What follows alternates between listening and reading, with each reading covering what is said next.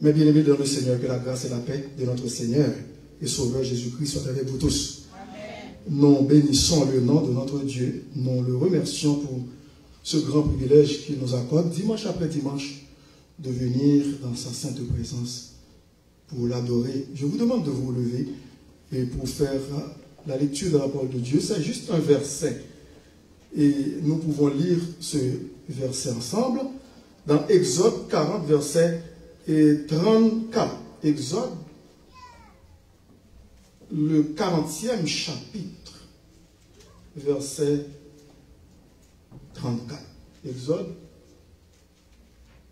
40, verset 34. Nous pouvons lire ce verset ensemble, c'est déjà sur l'écran. Vous y êtes? Ensemble. Alors la nuée couvrit la tente d'assignation et la gloire de l'Éternel remplit le tabernacle. Que l'Assemblée de Dieu dise Amen. Amen. Merci, vous pouvez vous asseoir. Alors la nuée couvrit la tente d'assignation, qui veut dire la tente de la rencontre de l'Éternel avec son peuple, et la gloire de l'Éternel remplit le tabernacle. Parce qu'à l'époque, c'était un tabernacle. Ils étaient dans le désert, les enfants d'Israël. Ils n'étaient pas encore arrivés en terre promise pour se construire un temple fixe. Mais c'est un tabernacle. Le titre de notre message d'aujourd'hui, c'est notre Dieu de sainteté et de gloire. Amen. Notre Dieu de sainteté et de gloire. Dieu est un Dieu de sainteté. Et vous savez très bien qu'est-ce que cela veut dire, saint. C'est quelqu'un qui est séparé du péché. Il n'y a aucune commune mesure avec Dieu quand il s'agit du péché. Donc, c'est la chose que Dieu ne peut pas faire.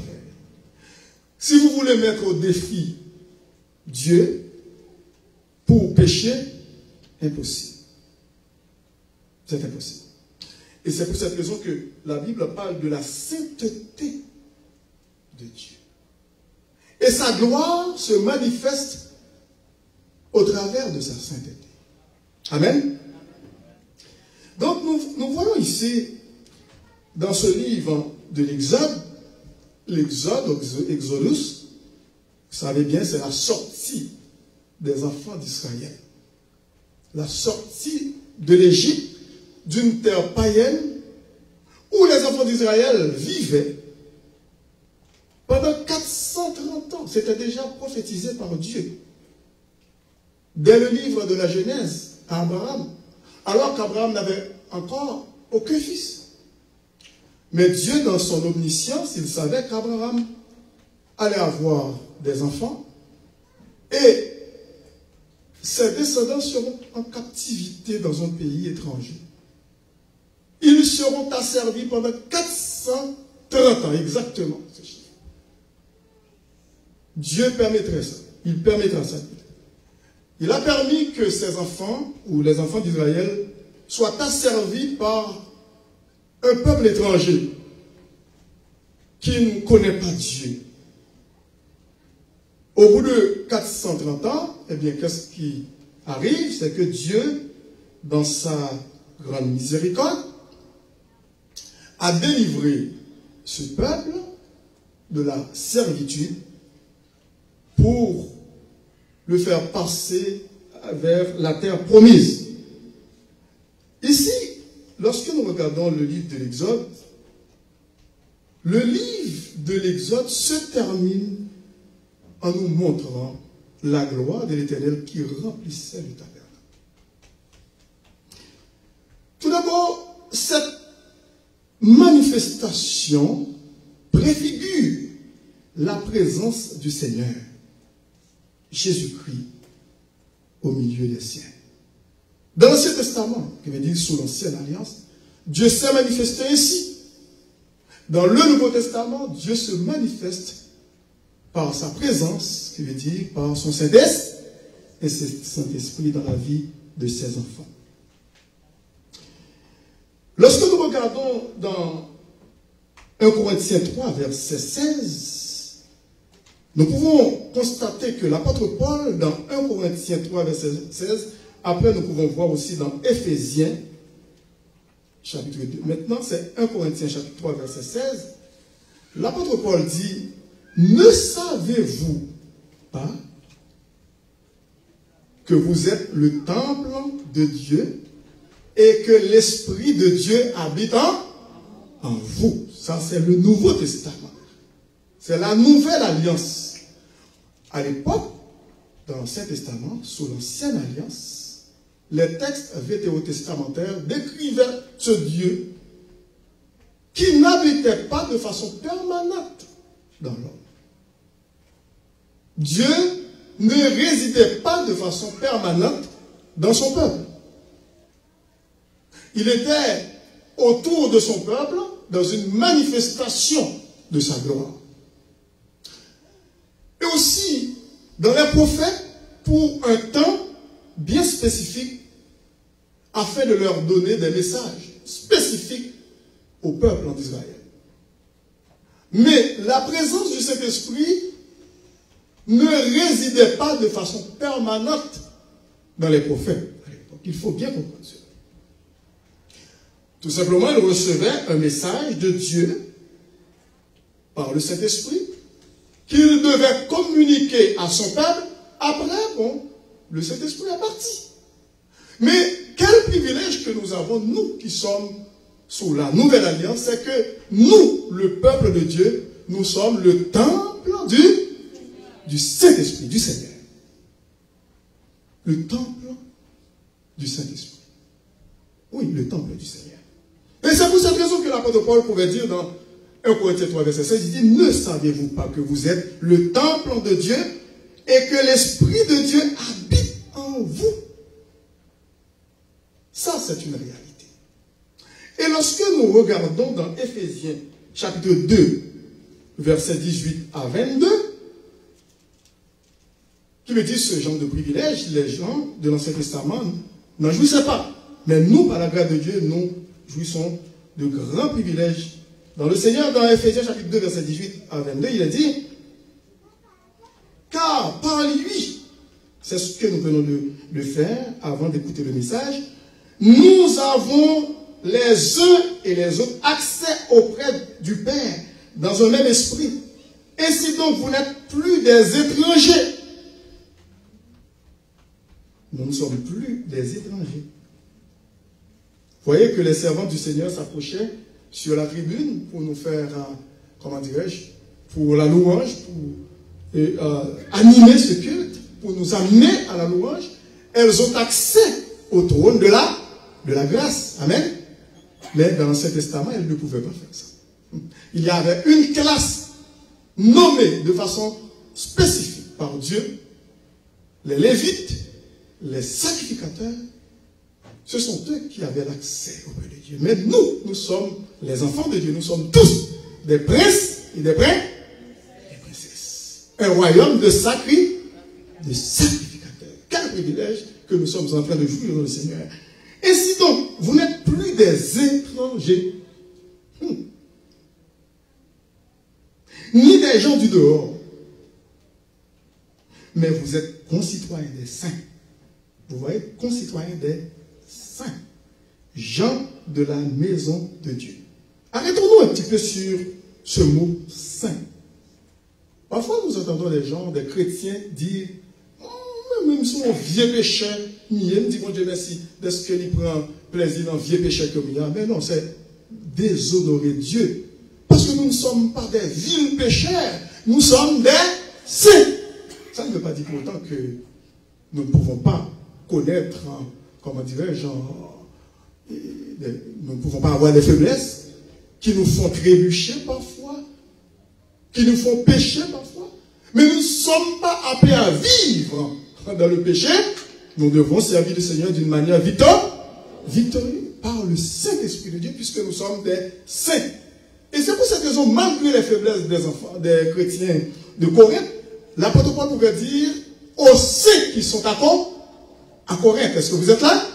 Aux saints qui sont à à Corinthe, qui veut dire lorsqu'il écrivait les épîtres aux Corinthiens, s'il y avait une église qui donnait beaucoup de mots de tête à l'apôtre Paul, c'était l'église de Corinthe. Est-ce que vous êtes là? Amen.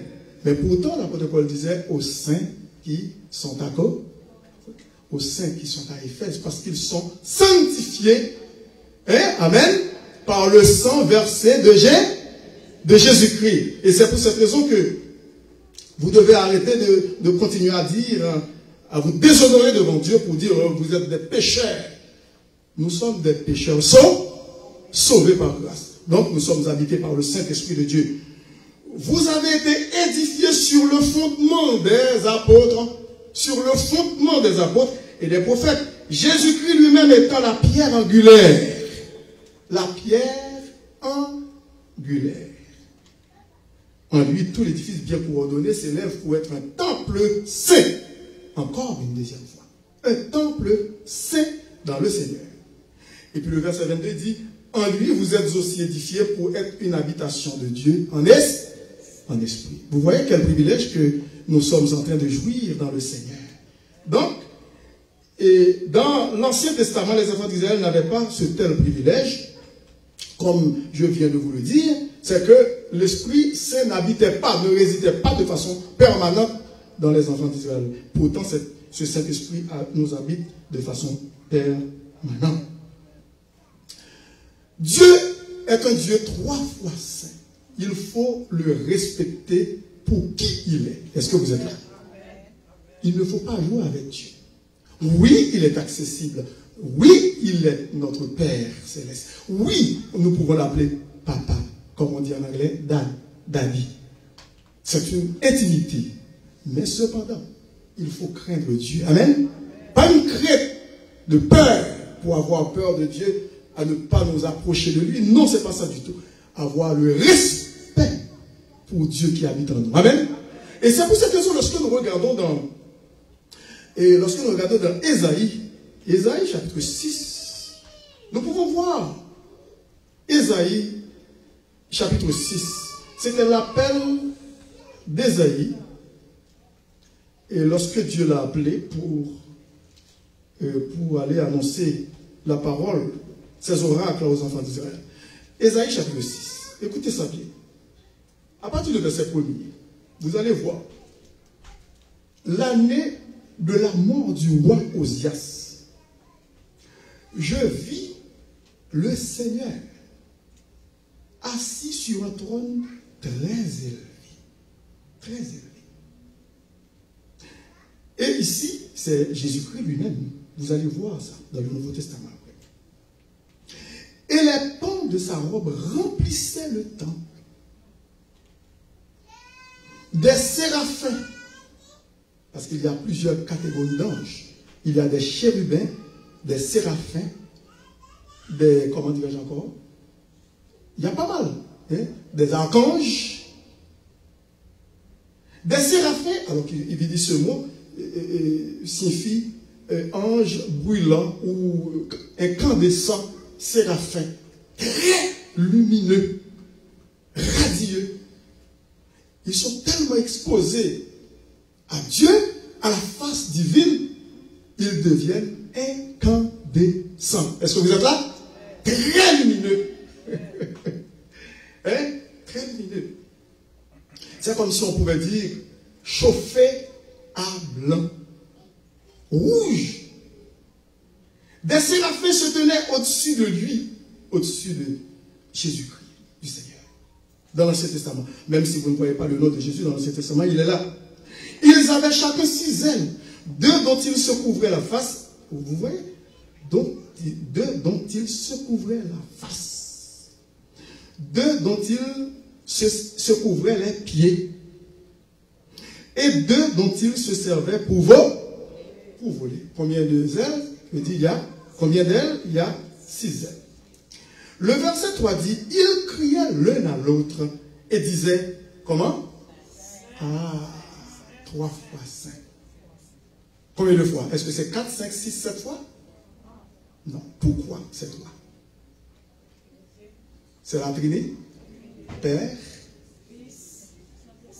qui veut dire Dieu est un Dieu 3 Trois saints. Le Père est saint, le Fils est saint, le Saint-Esprit. Est-ce qu'il y a trois dieux? Ah, gloire à Dieu. Vous êtes intelligents.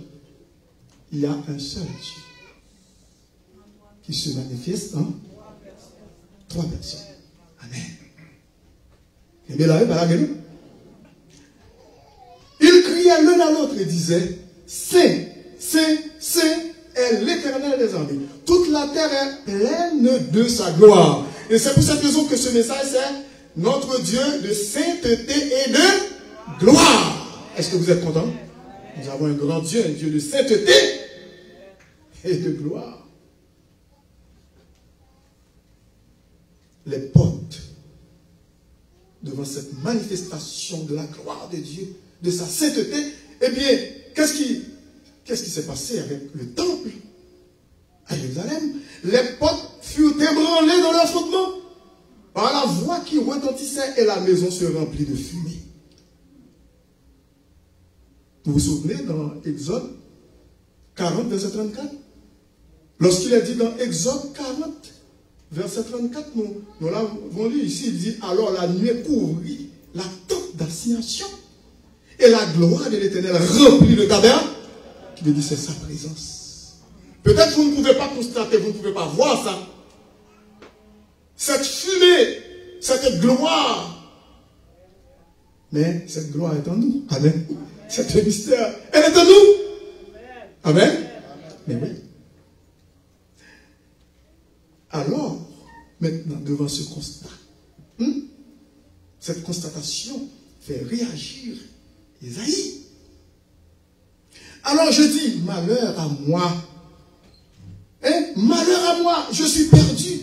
Car je suis un homme dont les lèvres sont impures. J'habite au milieu d'un peuple dont les lèvres sont impures. Et mes yeux ont vu le roi, l'Éternel des armées. Mais l'un des séraphins, cette catégorie d'anges, lumineux, radieux, chauffé à blanc,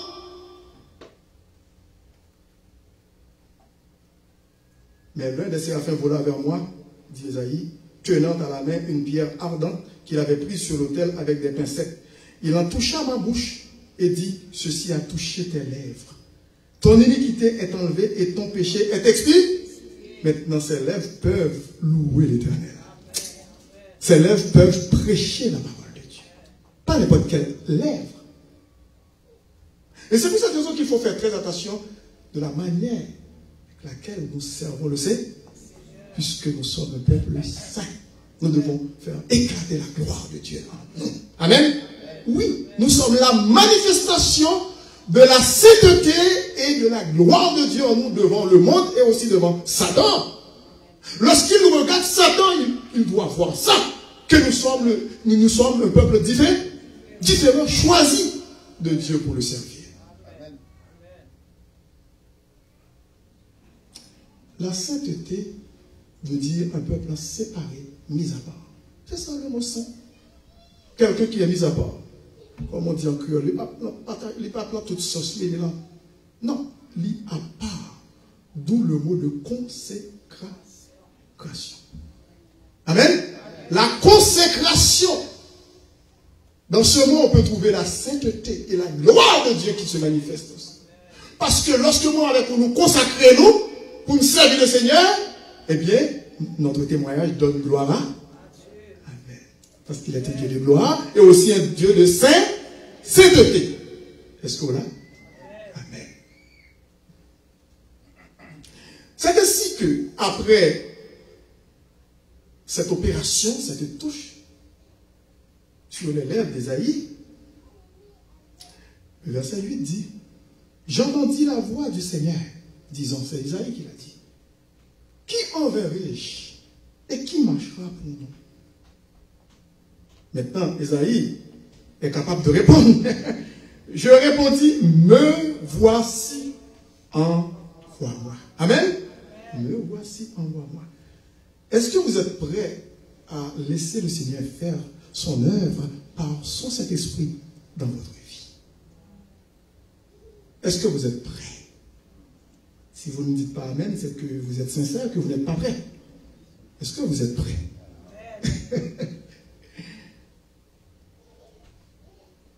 Et cette gloire, il y a un mot que nous trouvons aussi dans la Bible, Shekinah.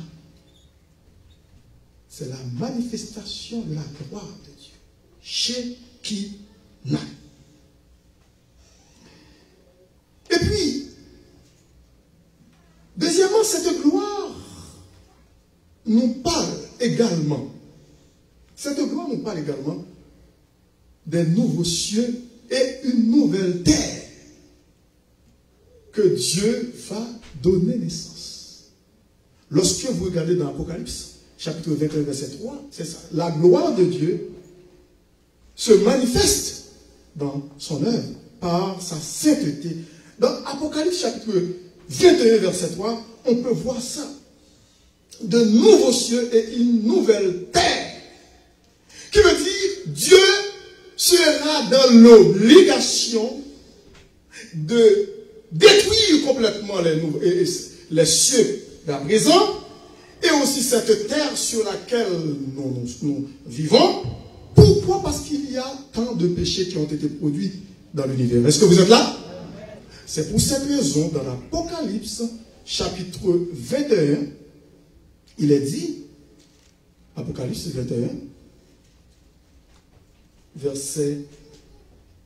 à partir du verset 1er, puis je vis un nouveau ciel et une nouvelle terre, car le premier ciel et la première terre avaient disparu, parce qu'ils ont souffert de tant de péchés, de la dégradation, de la déchéance. Et je vis descendre du ciel d'auprès de Dieu la ville, qui ça? La ville quoi? Sainte. Vous voyez le mot saint là? Dieu veut manifester sa gloire au travers de cette nouvelle création. Qui veut dire, c'est pas vous seulement, c'est pas vous et moi seulement qui avons besoin d'être régénérés pour devenir de nouvelles créations, même l'univers tout entier. Et c'est ce que la parole de Dieu dit. Avant de continuer ce passage, nous allons voir dans Romains chapitre 8. Qu'est-ce que l'apôtre Paul dit dans Romains chapitre 8? Vous allez voir, Romains chapitre 8. À partir de verset 18. Après, on va retourner dans Apocalypse. Romains chapitre 8, à partir de verset 18. Il est dit, j'estime que les souffrances du temps présent ne sauraient être comparées à la gloire. Vous voyez le mot de gloire? Mot gloire, ici? À venir, qui sera révélé pour nous. Verset 19. Aussi la création attend-elle avec un ardent désir la révélation des fils de Dieu. Qui veut dire la création aussi. Et puis, l'apôtre Paul de poursuit, le verset 20. Car c'est de la création qu'il parle. Car la création a été soumise à la vanité. Est-ce que vous voyez bien l'écriture? Bon, on va redire ça ensemble. Car la création a été soumise à la vanité, non de son gré, mais à cause de celui qui l'y a soumise. Avec l'espérance qu'elle aussi sera quoi? Qu'est-ce que ça veut dire affranchi? Libéré, délivré. Est-ce que vous êtes là? Mais vous aussi, écoute, vous et moi, nous avons été libérés, affranchis du péché. Mais la création, on a besoin aussi. Est-ce que vous êtes là? Mais oui, nous ne vont pas hériter le ciel, c'est sûr. Mais il faut qu'il y ait de nouveaux cieux et une nouvelle terre où la justice de Dieu habitera, où sa gloire sera manifeste, sa sainteté aussi. Et c'est pour cette raison qu'il dit, car, au verset 20, la création a été soumise à la vanité, non de son gré, mais à cause de celui qui l'y a soumise, avec l'espérance qu'elle aussi sera affranchie de la servitude, écoutez bien, de la corruption du péché, il le dit là, pour avoir part à la liberté de la gloire des enfants de Dieu. Il faut lire ce genre de passage. Parfois, lorsque, écoute, vous êtes à la maison, il faut le faire. Et vous, comme ça, vous allez, je vous promets que vous allez avoir plus de connaissances dans la parole de Dieu. Donc, il dit, Au verset 2, l'Apocalypse 21, verset 2, et je vis descendre du ciel d'auprès de Dieu la ville sainte. La ville sainte. La nouvelle Jérusalem, préparée comme une épouse. Ah, préparée comme une épouse. Vous savez bien que lorsqu'une épouse se prépare pour le mariage, c'est la plus belle robe qu'elle se revêt, n'est-ce pas? Mais oui, il dit qu'il s'est paré pour son époux. Et j'entendis du trône une forte voix qui disait, voici le tabernacle de Dieu avec les hommes. Il habitera avec eux et ils seront son peuple et Dieu lui-même sera avec eux. Oh, excusez-moi parce que le technicien a oublié de mettre le passage. Mais vous pouvez regarder dans vos Bibles. Ça, vous pouvez. Il ne faut jamais se fier tout le temps parce que avec la technologie, ça donne beaucoup de problèmes.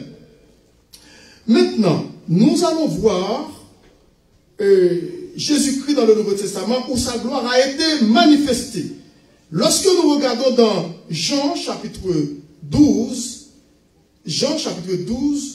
regardons de près le Nouveau Testament.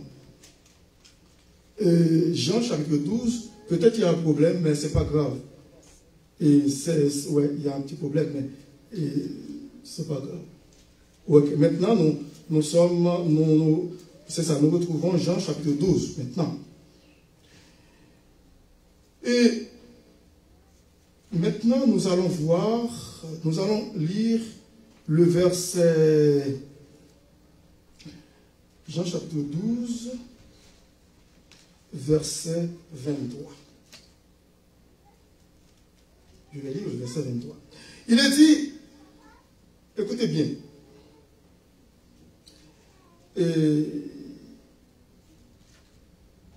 il faut que j'aille, je ne veux pas faire trop de lecture parce que sinon,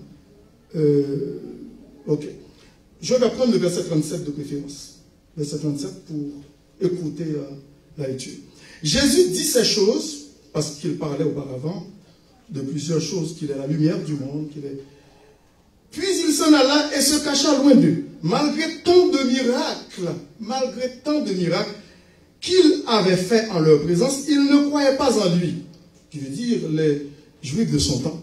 Afin que s'accomplit la parole qu'Ésaïe, vous vous souvenez que nous avons lu dans Ésaïe chapitre 6, le prophète avait prononcé, Seigneur, parce que pour la mission d'Ésaïe, l'Éternel Dieu avait dit à Ésaïe, allez, prêchez la parole, mais ils ne croiront pas. Qui a cru à notre prédication et à qui le bras du Seigneur a-t-il été révélé? Aussi ne pouvait-il croire? Parce qu'Ésaïe a dit encore, il a aveuglé leurs yeux et il a endurci leur cœur. De peur qu'ils ne voient des yeux, qu'ils ne comprennent du cœur, qu'ils ne se convertissent et que je les guérisse. Oh. Vous voyez, c'est dur, hein? C'est dur à accepter. Ésaïe dit ces choses. Écoutez ça, verset 41. Ésaïe dit ces choses lorsqu'il vit quoi? Sa gloire. Vous vous souvenez? Ésaïe chapitre 6, que nous avons lu. Ésaïe dit ces choses lorsqu'il vit sa gloire et qu'il parla de lui. Le verset 42 dit, cependant, même parmi les chefs, plusieurs crurent en lui, mais à cause des pharisiens, ils n'en faisaient pas l'aveu dans la crainte d'être exclus de la synagogue. Et pourquoi? Parce que le verset 43 dit, car ils aimaient la gloire des hommes plus que la gloire de nous, les enfants de Dieu. Nous recherchons quoi? La gloire de Dieu. Et aussi manifester sa sainteté dans notre vie. Lorsque nous retournons dans Ésaïe, on va terminer bientôt.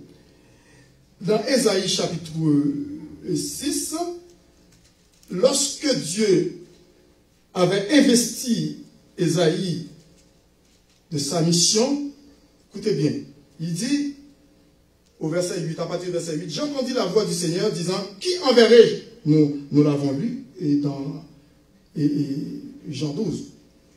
Qui enverrai-je et qui marchera pour nous? Je répondis, me voici, envoie-moi. Il dit, voici le message. Le message, c'est un message très dur. Il dit alors, va et dis à ce peuple. vous entendrez et vous ne comprendrez point. C'est triste. Vous verrez et vous ne saisirez point.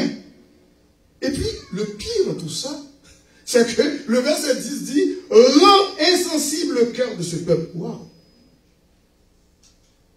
Mais pourquoi aller? Pourquoi aller prêcher? Si déjà nous savons que le résultat est déjà, écoute, c'est un échec. Mais est-ce qu'on doit faire fi de ça? On doit aller quand même, c'est pas vrai? Parce que c'est Dieu qui nous demande, qui nous ordonne d'aller.